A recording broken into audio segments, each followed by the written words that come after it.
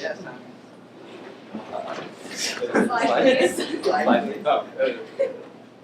Okay. So Sketchy is like your own variant of Microsoft Paint. So everything's going to involve shapes. You want to do it generically. So what we recommend is, so you have the support code shape that you've been using for Doodle Jump and Tetris. And now for Sketchy, you're going to want to have the shapes do more complicated things like translating and like resizing, rotating a specific way. So what we recommend is you will want to subclass the shape you've had before to add these new features. And then you'll subclass that again, and then you'll have like your sketchy circle and your sketchy rectangle that have these new capabilities. And similar to like the platforms in Doodle Jump, like we didn't know how many we needed. We don't know how many shapes the user will choose to draw, so we need some sort of structure that will hold a variable amount of shapes. Can anyone guess what that structure would be? No? Okay. Think lists. So yeah, we need to store these shapes in a list so we can iterate over them, paint them, and keep track of them. I think that's all. Yeah, that's all I have for you guys. Just tell me when to switch the slides. Who's next? Me. Okay. Great. Okay. No. No. Yes, this one. Okay. So one of the things that you need to do is be able to change the layering of the shapes. So how we're going to do this is we're going to keep track of it in a data structure like Simon talked about, some sort of list. So whenever we want to change the layering of the shapes graphically, we can change them in the data structure. So yeah, and then if you do this, it'll make saving and loading from your data structure very easy. So next slide. So the way we can do this is to do a simple swap. I think you guys did this in one of your homeworks earlier in the class. So this would be like an example where you're switching the values of two different variables. So instead of ints, you'll just be doing this with the shapes in your data structure. And then you're probably going to want to sort of wrap up this swapping procedure. So you're going to want to create a method that takes in two shapes and switches their order in the data structure. And just adding something to that, it's not like Tetris where there's like the graphical and the logical, like putting it in the array in Tetris won't show on the screen. Because this is an array list, it's just the order you paint. So when you paint, you go through the list, and then it's different than Tetris. So swapping its index will work. Okay, and then a couple other things you're going to want to do to your shapes. You're going to want to translate them on the screen, so like click and drag a selected shape. You want to resize them and rotate them. The handout goes into great detail about how to do the math parts of this, so you don't have to worry about most of it. You'll just be referring to the handout, so definitely read that very thoroughly. Yeah,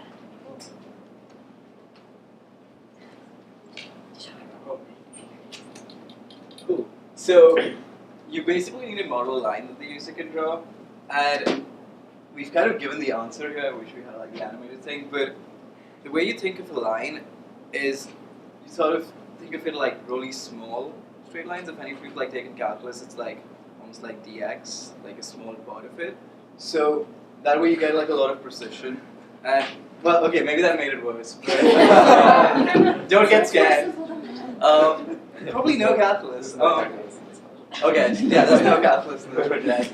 So you guys are really helping.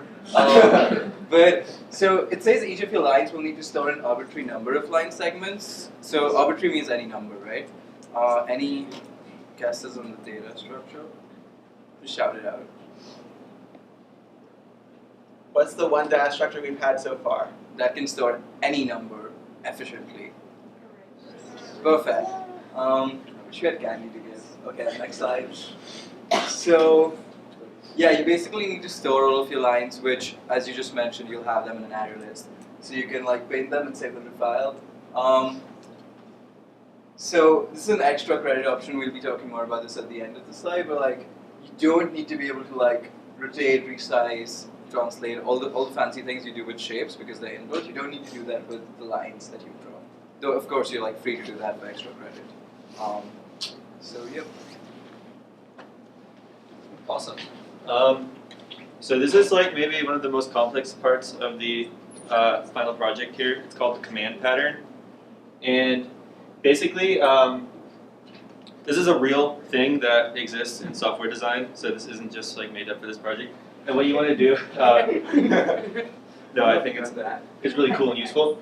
You want to think of each thing you do to a shape as a command, but a command is also an object. So you wrap this command sort of in its own class, which is a little bit counterintuitive because previously we've used commands, or we've used objects to model somewhat real things, and this is a little bit more abstract. So really think this through, and I think once we get to undo and redo, you see why these commands are so helpful.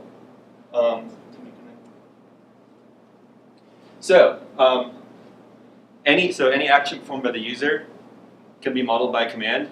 So that could be moving a shape, coloring a shape, resizing it, rotating it.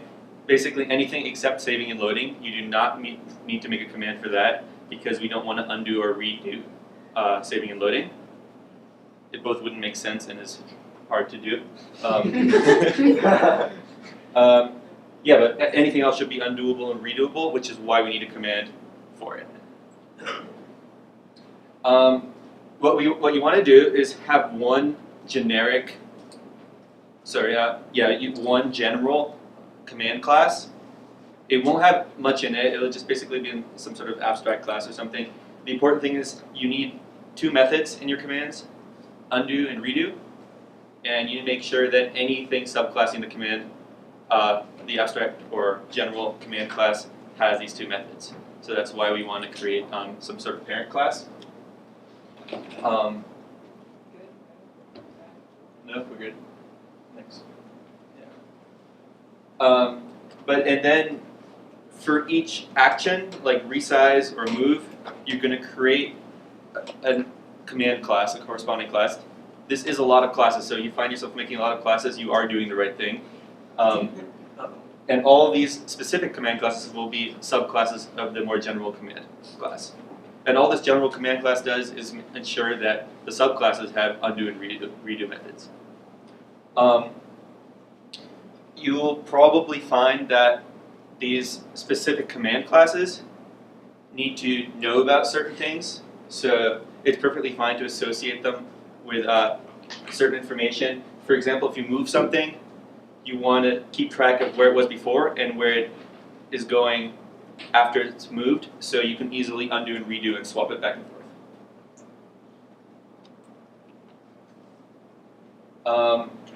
So the reason for these commands, as I already kind of mentioned, is that you want to be able to log a list of all the things you've done. So once you have all these commands, every time you perform one, you will put the command class in a data structure. We'll get to that in a sec. Nikki's going to talk about that. And the undo and redo feature basically will allow us to move back and forth in history, and we can do this unlimitedly, which is cool, due to the kind of data structure we're using to hold these command classes. So this is a really abstract concept. I hope it makes sense maybe more after you see the undo redo methods. Can we go to the next slide? Was that you? Okay. One point to make clear, when we say model a command, what that means is that in the do method or redo method, you want to actually perform the code, have the code which actually does the command. In the undo method, you have the code that would undo that command. So when we say we associate, for example, if we're going to resize a shape, we have to store in a command the shape, what the size was before, and what the size is going to be now after that command, and that way you can switch back and forth. And then we'll go into now the data structure and how this actually works using undo redo.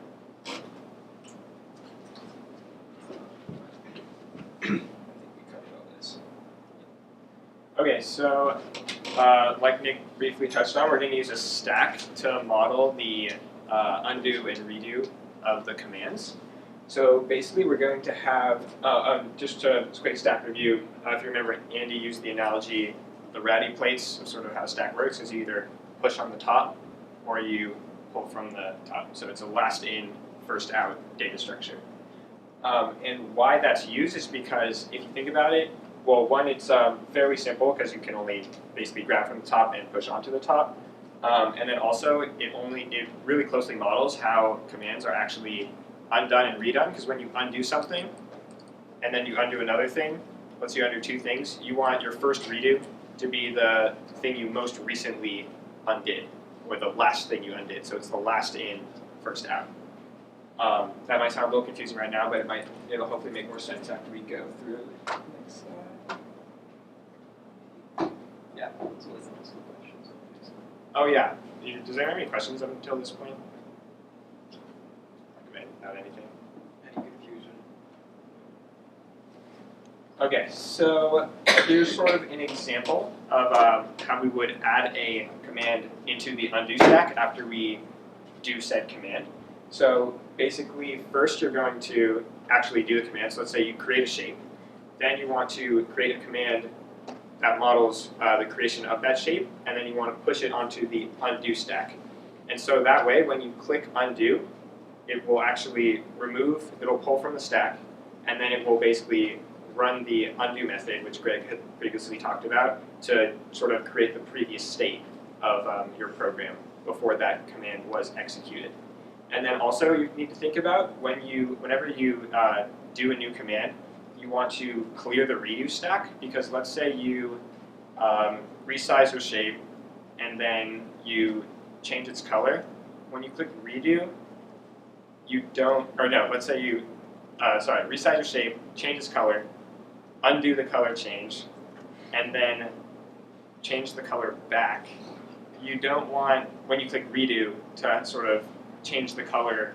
It's actually kind of hard to illustrate with just words, but in essence, if you think about like a web browser, when you go onto a website and then you go into another website, and then you click back and then from that previous website you go to a different website. When you click redo, you don't want to go to that first website. It's still confusing. Basically, if you're on your web browser, you're on a site, you go back, you have the redo, the go forward option available to you.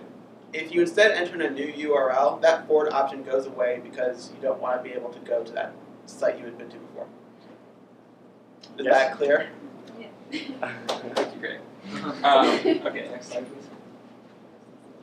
Oh, and yeah, also think about when you're actually modeling commands. Some of them will be trickier than others because, well, here's an example. Like an easier one would be just creating a shape, because that sort of involves just like one click on one action. So that's, but then a trickier one might be moving a shape, because that sort of has an arbitrarily long amount of time that it can encompass, because you can drag the shape for as long as you want.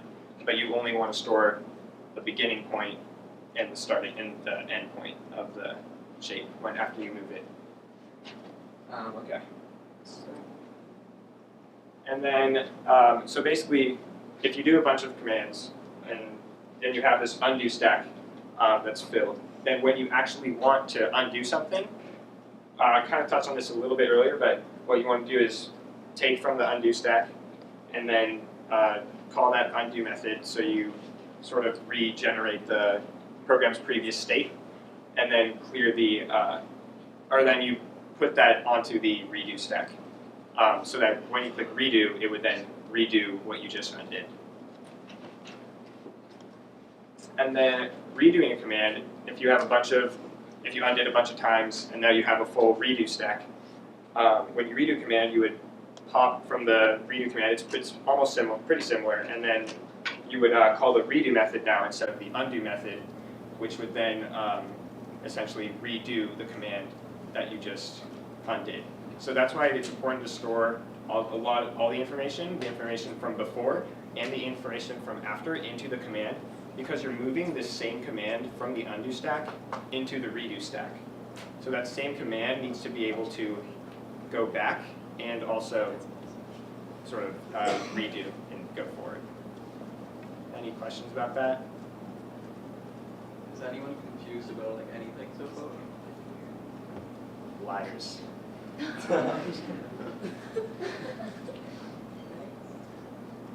Yeah. You can also ask us questions afterwards. Yeah. I think this is me. Oh yeah. Yeah. Okay, so then the final part of Sketchy is the fact that you can save and load files, which is really cool. And you want to think about how you do that, because we're not going to be saving like PNGs or JPEGs, and like you don't want to save pixel by pixel. So what's the smartest thing and the easiest thing to do? Save strings. And we have support code for this, which is basically just a blanket of regular code. It's like, for the most part, exactly how it's done. We just wanted to simplify it a little bit. So you'll be working with our support code, and in order to get things from like a red square that's 100 pixels by 50 pixels, you have to think about how you can model that in terms of words and in terms of letters. And that brings us to parsing, which is a huge part of computer science. It's pretty much just taking something that's not strings and turning it into strings. And you'll see a lot of that in graphics. It's a project called SceneView. In 33, which is Shell, which is creating your own terminal. Really fun. And you do it too soon. Sorry. And you learn how to process things people type and what is the word you type, what does it actually mean, and process that into a command. And then in CS32, you make basically Google Maps, and for the most part, and a GPS system, also parsing. So this is a really good skill to start learning now, and you guys are the only ones in 15 who are going to do it. Then for internal data versus external files, like I said, how does a red square look in terms of writing? You can't write red square, but we can break it down simpler because colors break down into numbers, and numbers are easy to map. And in terms of rectangle, that's a word, you can map it to a shape. And when I say map, I mean like set up some sort of relationship so that if you get an R letter, it equals something. That's what mapping is. Cool. Yeah. Okay, so specifically how this is going to work, you're going to create a text file that basically contains all the information that you need to recreate what is on your screen at that point when you're saving. So that means for each shape that's on your screen, you have to store all of its properties, which include what kind of shape it is, where it's located, the size, the rotation, and the color. And for lines, it's a little different. You just store the color and the start and the end. Yeah, next. So we have a suggested format that we think makes it easy, and that is to store one shape per line of your file. And the format is like this. It's the name, the x-coordinate, the y-coordinate, width, height, rotation, and the color. So this is just an example of what that might look like. Yeah, and so that's pretty much what it is. And for lines, it's a little different. So for lines, you have to store all of the line segments that are in that line. So each line of the file will be one line segment. And the format is like this. You say line and the start and the end coordinates and the color. That's it. Okay. So we give you a lot of support code. Like Wendy said, this is a lot like our support code basically just wraps around the normal Java code. So you're doing pretty much exactly how it would be if you were just writing the normal Java code. We just handle exceptions, so you don't have to worry about that. So here's the different methods that you might want to use. We'll go more into them. They're not that scary. A lot of them are similar, like reading strings, reading ints, reading doubles.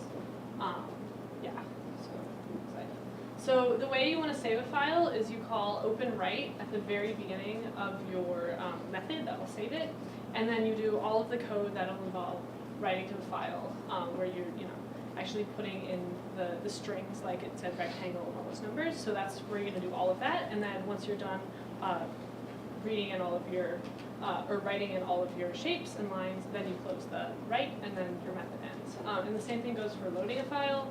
You call open read, you do all of your reading of the line, and then you close read. And you have to make sure you do that, or you'll have problems. Another thing is, how do you get the file name? As you see, it's a parameter into open write and close write, or sorry, open write and open read. So if you just call file.getFilename, it'll open up a little dialog box like you've seen anytime you want to open any file. It'll open that up for you, and then whatever you click on will be the file name that's returned.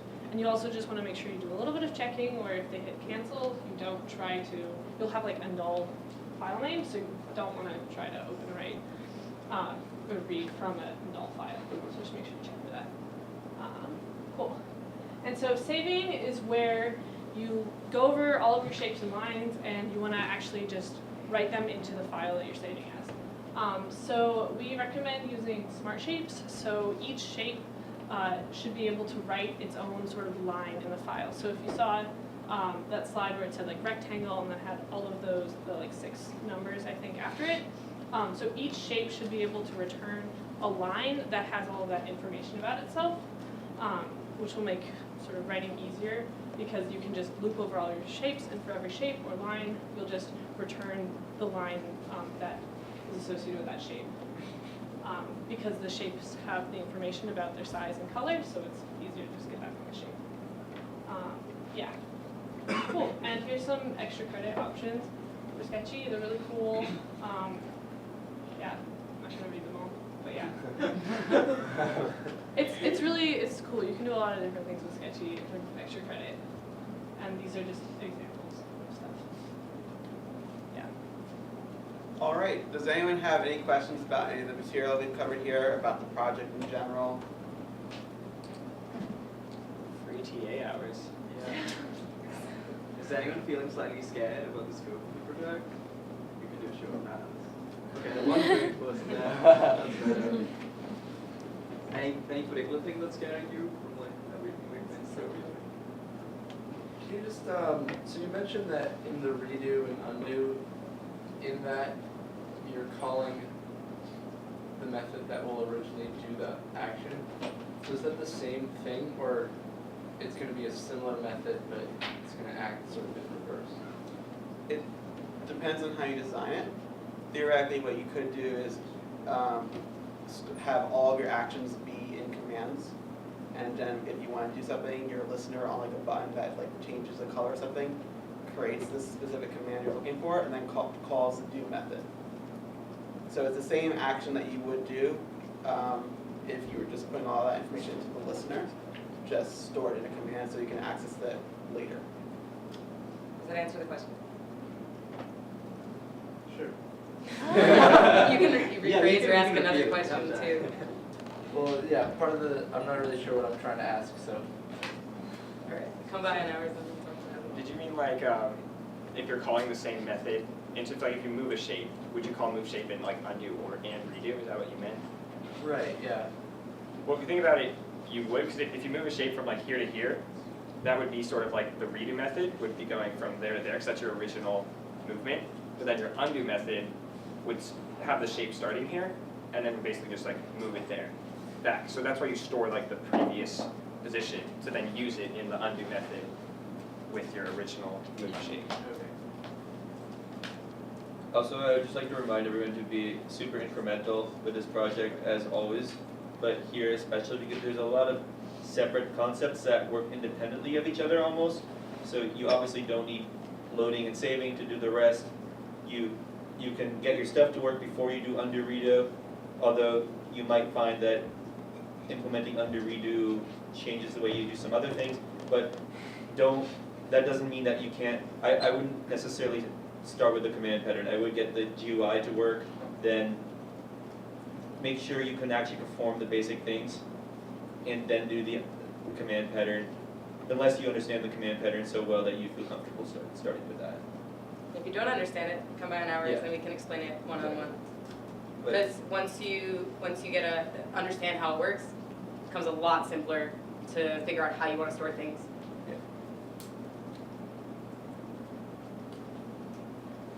Where is the stack? Like in what class? Or like is it within the method? It's so you don't have to write your own stack. You can use the Java stack implementation of stack. It's java.util.stack. It's very similar to making an array list. It also uses generics. So same way that you put like the thing that you're storing in an array list into these like special bracket. Yeah, exactly. You do the same thing for a stack. Are you asking where in the code base should it be contained? Yeah. Oh, okay, sorry. So you have to think about these stacks have to be accessible everywhere where a command is performed, and also available in order to do undo redo. So however you design the program, that's what the main constraints are for what the stack should be. Not sure if you guys covered this, but how are TA hours work? Do we just show up to TA hours? So after Saturday, the entire TA hour schedule changes. You will go to the individual project sites and you'll see the hours for Sketchy.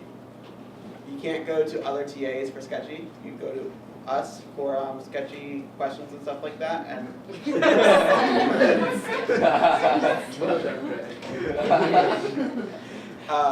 and those hours will be posted on the individual project site. In order to maximize like times per day that there are hours, there's usually just going to be one of us at a time.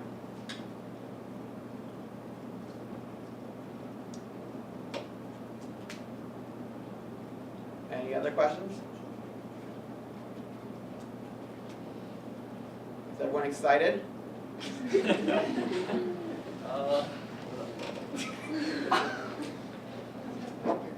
This is the only project which you can see yourself using years from now.